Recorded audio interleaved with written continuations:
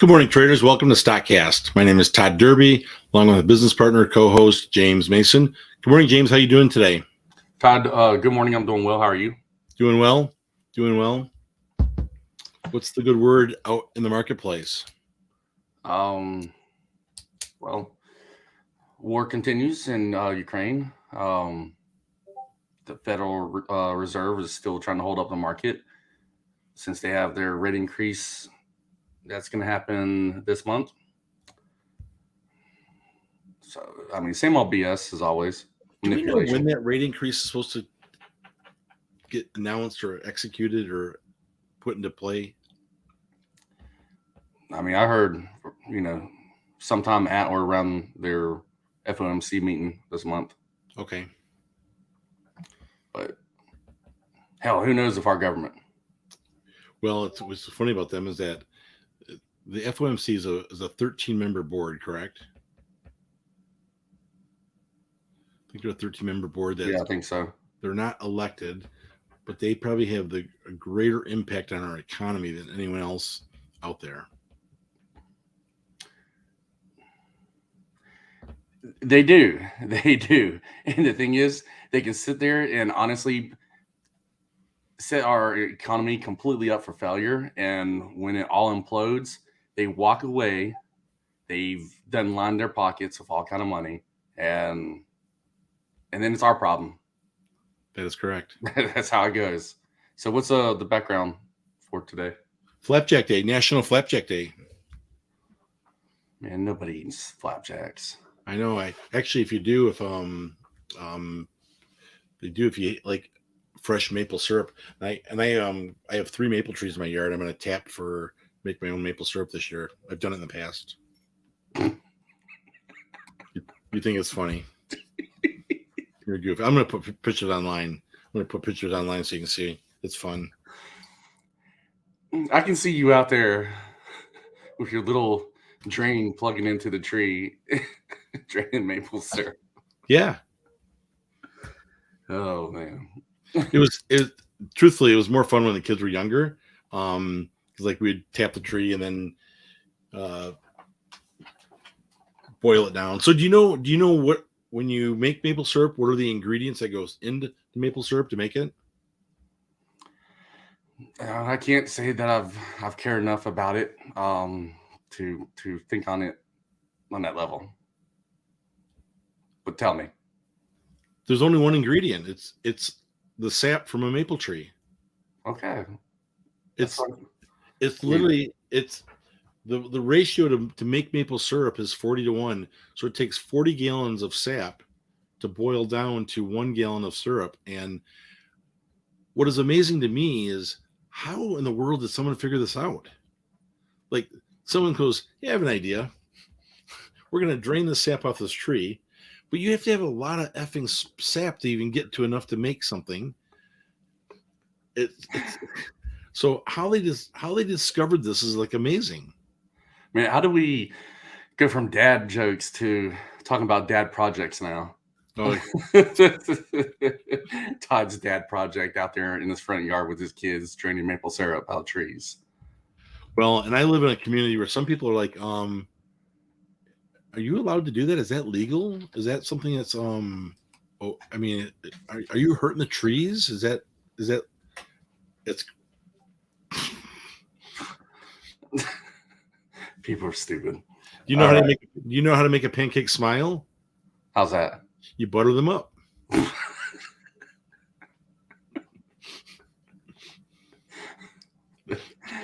What? You know why the pancake couldn't sleep? What's that? He kept tossing and turning. The butter up one was better. All right. All right, everyone. All right, so Dow futures, well, hell, they're only down about 89 points right now. S&P 500 futures are down 8 points. We's down a lot further just moments ago. And y'all know the routine. The market starts getting crushed, and then out of nowhere, the Federal Reserve comes in and starts trying to prop this thing up, which just irks the hell out of me. So, yeah, I'm not going to dwell on, spot today. I feel like we always talk about that every day. I'm kind of sick and tired of talking about it. But let's talk about the other side of the same shit that we always talk about. And what would that be, Todd? Russian oil. Yep. The banning, the preventing of sale, trying to destroy the Russian economy. So before we get into that, one thing I asked myself, right, this conversation is like, is there a possible pathway for Putin to remain in power? Like I don't see a pathway, and I say we being the world, to remain in power. It's like I said when this first popped off. President Putin of Russia will never sit at the international table again. It's just not going to happen. I agree with that. I'd say pretty much the entire nation of Russia is going to be isolated and shunned from the global everything, global markets, any kind of policy making. I expected better from President Putin in terms of strategy here. And I mean, it's just sloppy. I mean, we've talked about this so much. I'm just surprised at how sloppy this invasion has been for them. Is it? I can't explain it. I know they elect Putin as president, but I mean, can they really not reelect him? Is there? Who's going to be that person who stands up and says, "You know what? I'm going against President Putin because F that guy." They take their ballot and they look at it and they go, "Oh, Mr. Mason, you need to exit out this back door." Exactly. Yeah. They have everybody rounded up and like, "All right, guys, we had 10 votes to come in for the opposing party, and everybody else is for Putin. Who are the 10 people?" And everybody's like, "Shit, that ain't me." Yeah. So Russia, I don't see Russia not with Putin in power or his entire regime. I believe that Ukraine is going to turn into another Afghanistan for Russia. We'll supply Ukraine with all kind of Stinger missiles. Actually, we're doing the same. We're taking a page out of the same playbook as what happened in Afghanistan with the Soviet Union. You supply the insurgency. You fund them. You give them Stinger missiles. You train them on anti-aircraft and anti-armor tactics, and you keep the war going until you drain the other side down. I mean, and if I'm going to just rip the Band-Aid off here and speak about this with no emotions in it at all, there's a good chance that with Ukraine not being a NATO nation and how we can't legally side with Ukraine. I mean, we are, but we can't go in there and actually do anything. We can't go in there and save Ukraine. There are international laws that prohibit it. And why jump in as the United States to fight a war with Russia when we can just have a proxy war and drain Russia and China too? This is going to spill over into China at some point. It absolutely will. So, the longer we can stay out of this as a nation, the better. You got to get everybody else to spend their money first, blow through all their resources, start to have everybody else get war weary before you can jump in and start attacking them, being fresh. We'll come off the bench, rested, ready to go. Everyone else has got multiple fouls, ready to foul out of the game. They're struggling, roll their ankle, and we're going to look like superstars. Mm-hmm. That's what we did in World War II. I mean, shit, we started the thing off with killing hundreds of thousands of people in Japan. I mean, Right. it is what it is. But anyways, so oil is making a hardcore push up. I mean, yeah, I mean, it's just pushed up astronomically, especially if we do ban Russian oil, which, I mean, I know they're talking about it, but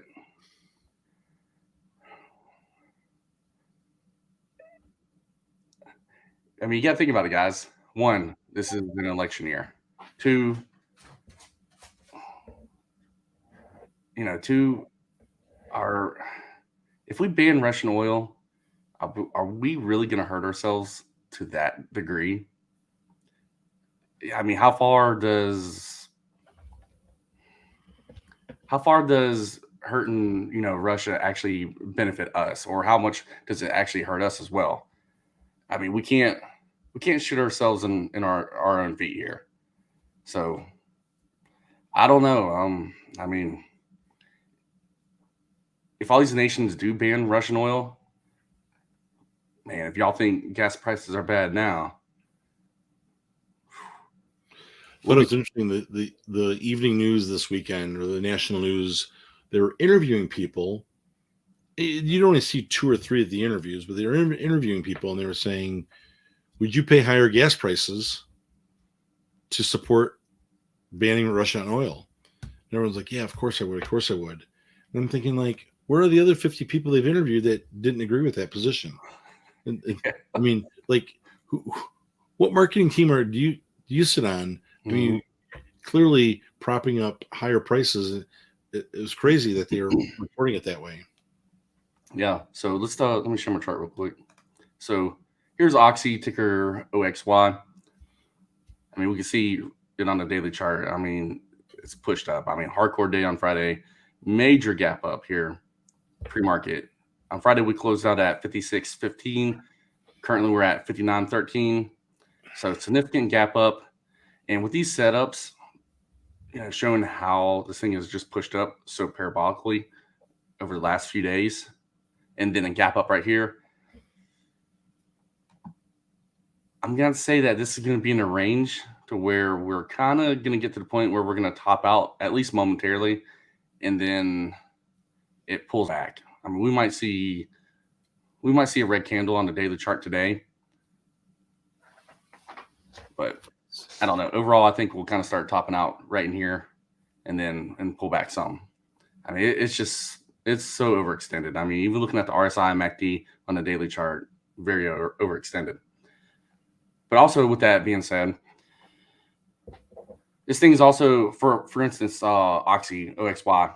Oxy is having this little pump because, filings just released showing that Warren Buffett, he increased his stake into it. But at the same time, Carl Icahn, I mean, hell, he pulled out. Now, me looking at the chart for Oxy, and we also have to keep in mind here, guys, that when they do these filings, these institutions, they have up to 45 days to report their position. So, the day that they report it, that's not when they got into it. Like, they more likely got into that weeks or a month plus ago. And they usually wait until the very last moment to file. That's just the way it is. So, with that being just released, that Warren Buffett increased his stake here, I can't remember by how many billions. I think by like $5 billion. I mean, if we go back, we have to go back like 45 days. So hold on, let me get my ruler. So roughly,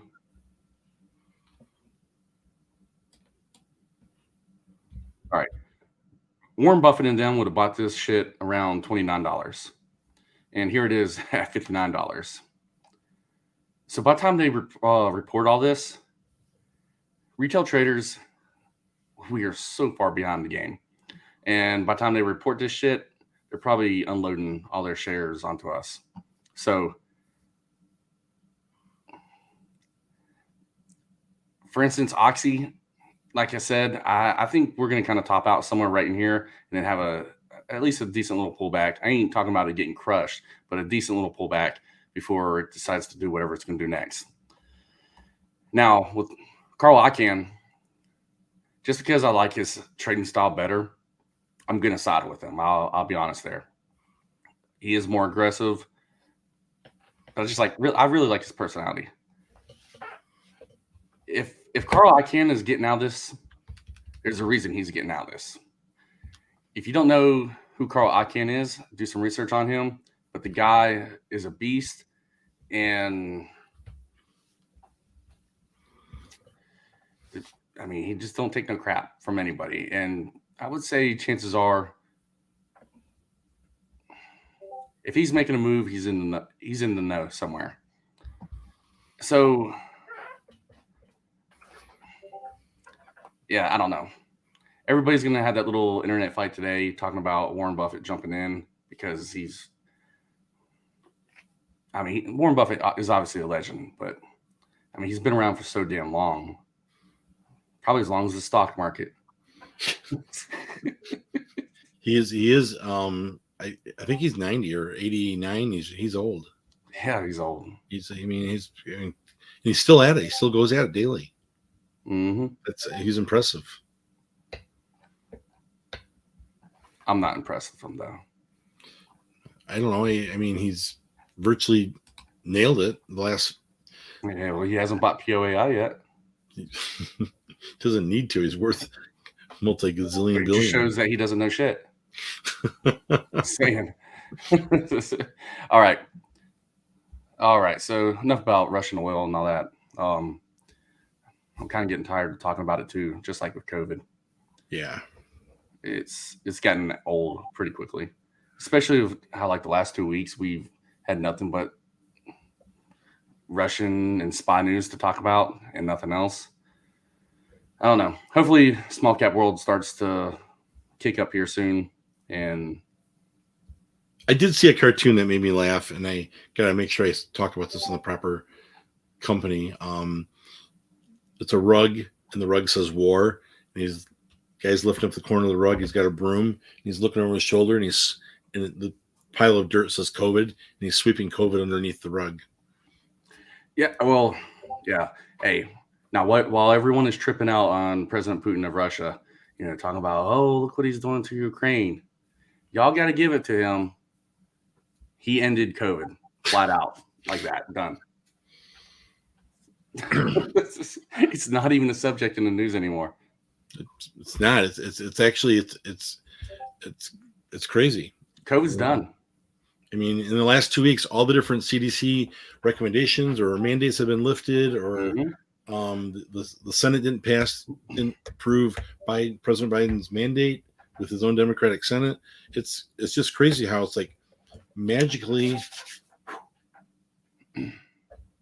Yeah, I wish I could find the old post when COVID first started to happen. I made a post talking about how the media and the government shifted agendas here, and they're going to use COVID, and then talking about how I wonder what the next one is going to be. Well, we just had that agenda shift. COVID is no longer it; it's now war. But yeah. So we're under 10 minutes. We're actually under 9 minutes to the market, and we want to talk about another ticker. Do you want to hop into that? Or what do you want to do? Yeah, we can talk about it. Bed Bath & Beyond. GameStop GME chairman Ryan Cohen took a large stake of ownership in the shares into Bed Bath & Beyond, and it's been all over the board this morning. Yeah, so all right, so the GameStop chairman, like Todd just said, he took this position size. Did it even say how much of a position he took? I want to say 10%. I did see it somewhere. Let me see if I can find it real quick. So here's the daily chart for Bed Bath & Beyond. I mean, we can see how much it is gapped up. I mean, hell, it closed out Friday at 16.18, and we're currently up to 30.74 right now. 90% increase. The thing is, he took this position talking about he's wanting to, force change. I have a hard time even taking this guy's, honestly, his opinion serious. We're talking about one of the same guys who saw their stock in GameStop, saw their stock in GameStop go from right around, I mean, hell, we can go back further to where it wasn't shit, but we'll just say right around $20, pushed all the way up to $500 with the GameStop little bullish push. It was not a short squeeze. That's proven by fact already. And they didn't even sell any damn shares. So how can you talk about wanting to make change within the company when you couldn't even save your own company when you had the best chance possible? Right. Like, why should we care and listen to somebody who was a part of running their company entirely into the ground and was only saved by Wall Street bets? Only saved. I mean, that's the only reason why that he even has a job today is because of Wall Street bets saved them. I just think it's freaking silly. But yeah, I just thought that was interesting that the news is kind of like parading his little position around, and he's wanting to take this stake in Bed Bath & Beyond to make a change within the company internally. Bro, you need to focus on your own damn company first. That's just the way I see it. Right. It's like a marriage counselor giving marriage advice. He's going through a divorce. Exactly. Yeah. So let's hit the comments really quickly.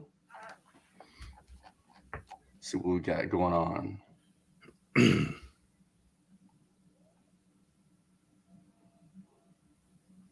Yeah, I saw some comment on Friday. I can't remember from who, but when I was talking about online gaming, and someone said, "Oh, that's a waste of time and money." I just want to see if they'll. I think they were talking about people spending time and money on gaming. Like it's a waste of time sitting there doing nothing. That's how I read that comment. It's interesting. Well, what's interesting is that I'll take you to any restaurant and we'll go walk inside and you'll just see everyone glued to their phone. Mm-hmm. And they're playing games. They're doing stuff. It's not good. Yeah, but it's not a waste of time and money. A lot of these people online who are streaming, and the ones who take it serious and are streaming, who are spending money in those worlds, those games. I mean, you guys can say it's a waste of time and money all you want. Oh, it's Karen's Farm Life. Okay. So Karen, you can say it's a waste of time and money all you want. But a lot of these people are making more money than everyone else here. Oh, she said it was a waste of her time. Yeah, that's true. Okay, there must have been some other comments as well. All right. Anyways, but just in general, like, and a lot of people do see it that way, that it is a waste of time and money. And man, it's just because people don't really understand that industry. Like, I don't think a lot of people understand how much money is flowing into the gaming sector here and how much money gamers are willing to spend. It's a major industry already, and it's only going to increase as the metaverse starts to take place. Absolutely.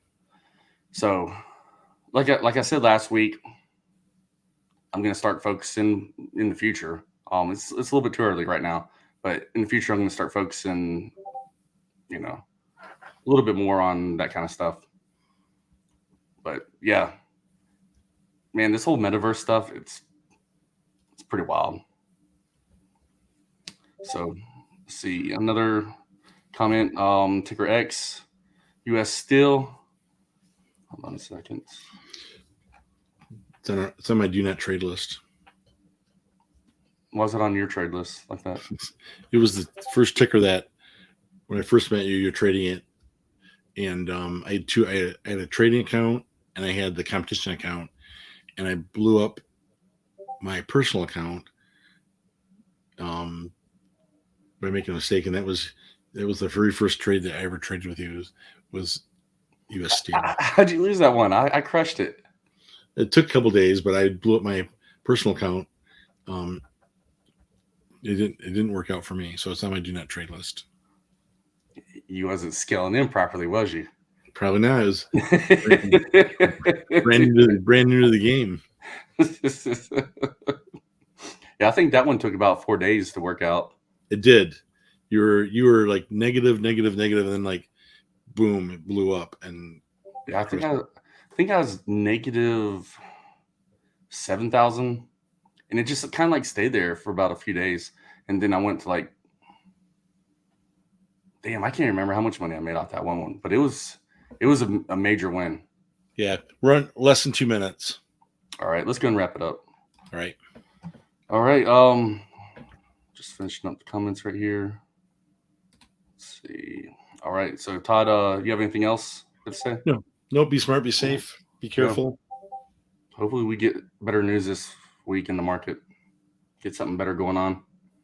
But other than that, we appreciate y'all tuning in today. Remember, trade safe, trade smart, and we will catch y'all in the next one.